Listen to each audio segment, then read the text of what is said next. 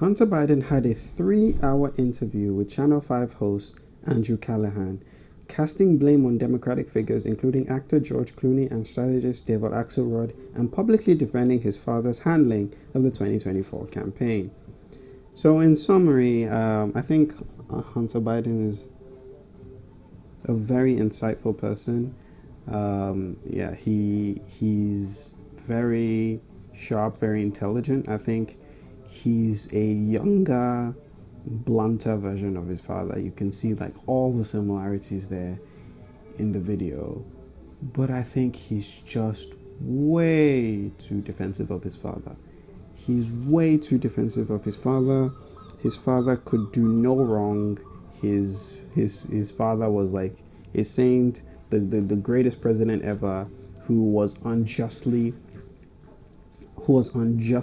taken out by the evil Democratic establishment. I think he could be a very, very sharp politician, like a very, very sharp political figure, but I think he just cares way too much about his dad. And I'm torn between whether the addiction and the crack and the hookers and everything would actually help him or hurt him. Because I think with Trump doesn't do drugs or alcohol, but Trump has like the cheating on his wife, the prostitutions, the crimes, the assault allegations. I think the assault,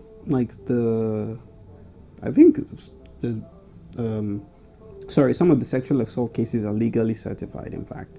But so I think Trump has a very like heavy checkered past. But I think for a lot of people that voted for Trump, they were like, yeah, no, we don't care about that. Like, what can you do for the economy?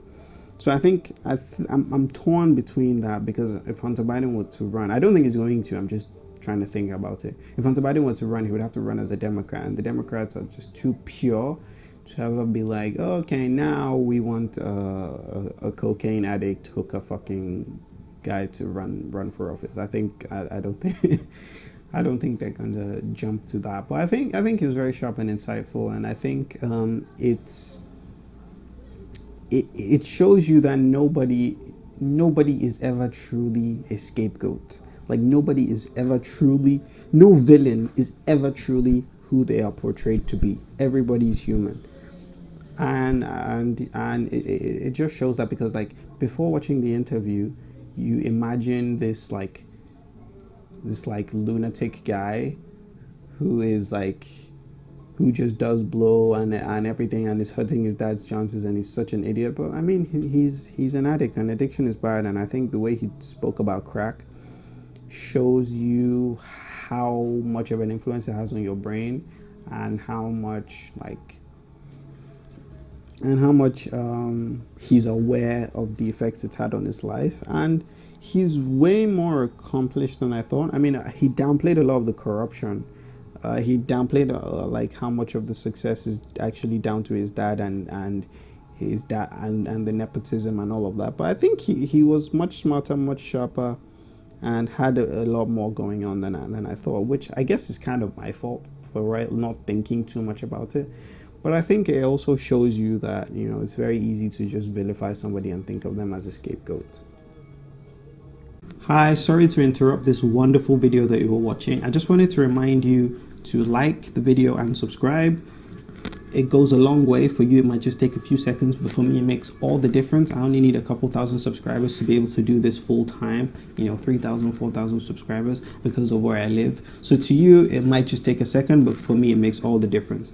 So I'll just let you sit back and you can go back into enjoying the video that you were watching. Biden strongly denies ownership of cocaine found inside the White House, emphasizing his sobriety since June 2019 and questioning the logic of bringing jobs into the West Wing, even as the FBI has reopened the matter. Now, I think this is one of the cases of focusing on some of the lesser issues, and it's he probably wasn't the one who brought cocaine into the White House. And it's of course, even though you're an addict, why would you do it at the White House? And I think he had more a crack problem than a pure cocaine problem. And then also, he said he's been clean since June 2019. I mean, I don't know. It's 50-50 on that, because Andrew Callaghan was he definitely looked like he was clean. He was vaping. He was doing other stuff, but he didn't act like it was influence of crack. So, you know, I mean, that's left for you to decide.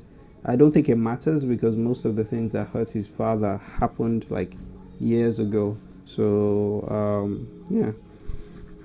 He attributes President Joe Biden's disastrous debate performance to extreme exhaustion and Ambien use, claiming his father flew 3 times around the world before the debate and appeared like a deer in headlights. I mean, of course, this was one of the bigger problems with the interview, is he's just so delusional about his dad. He was just so invested in his dad doing 2 terms. And I think it kind of gives you an insight into what was happening in Biden's mind. Like, to him, people saying he was too old was just outside noise, and he wanted to do his family proud. Like, the idea that Biden wasn't too old, that he was just vilified that way, is crazy. It's crazy. Nobody, like, it's insane to say that he didn't have cognitive decline and he was like, it's insane. Like, there's just no reasonable explanation other than you're biased and you can't see reality. And in fact, I thought I would have more to say, but it's like he's just so obviously wrong that there's nothing to say about it. Extreme exhaustion and Ambien use.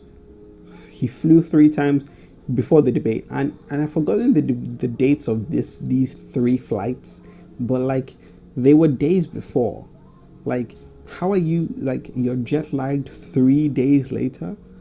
I mean, then you're just not fit to be president, because like that's part of your job. Part of your job is flying and speaking, you know. I don't know, man.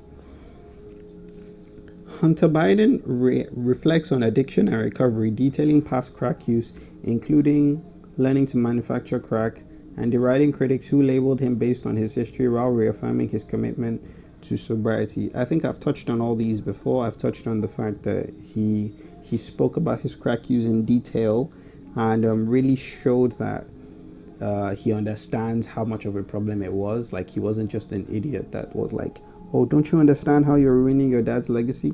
But he was actually just struggling with addiction. Like, he actually did lose control to a larger extent. And yeah, and I spoke about that. I also spoke about